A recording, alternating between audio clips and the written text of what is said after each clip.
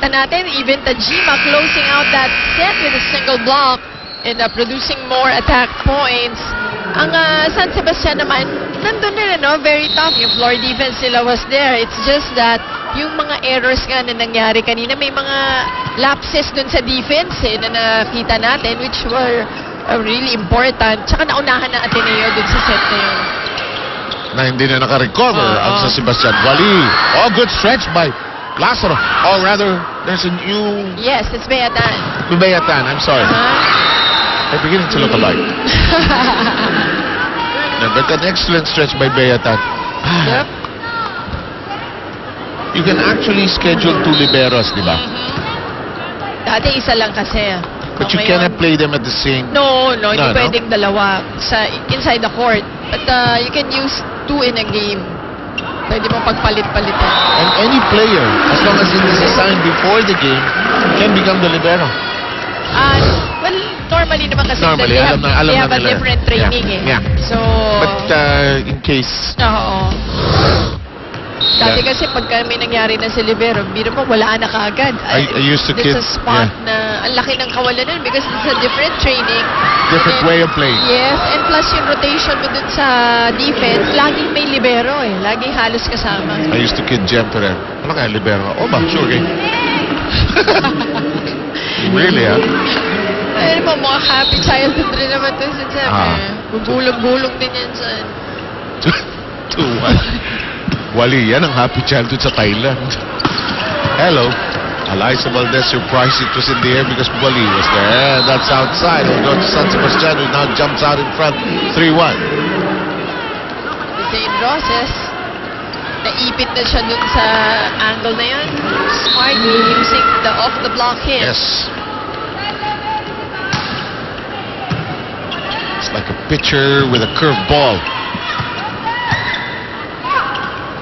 A good set. Oh, Labiano. But Bayatan was there. Sampal.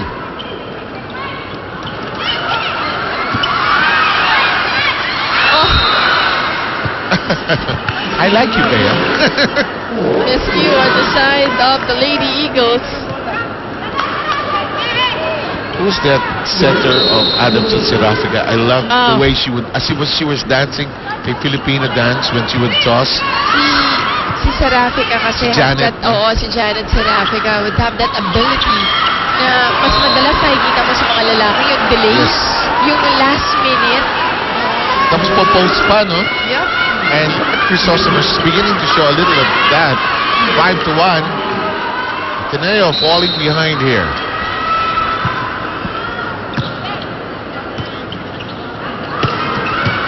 Jimbo Lee, once again, yung floor defense niya, ang laki na talaga ng pinagbago.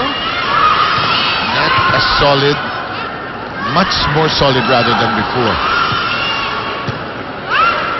Second longest rally. Ended by Alyssa Valdez. You know what, that happening if you're in the side of the Lady Stags, tapos kay Alyssa Valdez pa napunta yung bola. Maliit na regalo to actually. Titignan mo yun. Not as big a regalo. Why do they love this girl? Ayan, kanina kasi pinalitan siya dun sa serve, remember? So ngayon, pinabigyan na siya ni Coach Roger to serve. Muntik pang ma-down yun. Muntik pang ace. And this is what you like about the improvement of Kilka Inglet. When she started out, and that was, I think, that UAAPC's 5 years ago, the same V-League season, she would just hit down-the-line shots. Puro lakas Then she realized, oh boy, everybody's blocking me. Yup, and then she became parang more of a thinking player. Diba? Nagkaroon siya ng off-speed, nagkaroon ng cross-court. Off-the-block, cross-court. Shakey's for fun family pizza. It's got to be Shakey's. Clint Manase, if you still don't hear us right now, I don't know what's wrong with your hearing. Happy birthday, Coach Clint. Root beer, root beer. Simple lang naman tayo. 6-3. San Sebastian in front. Labiano. Rachel Adakis once again. Out. Out. Paborito ni Kailet. Out.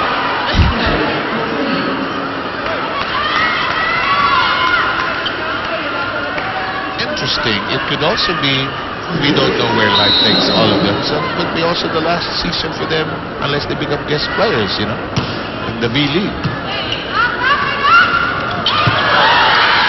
Regalo. Not quite. Flat toss.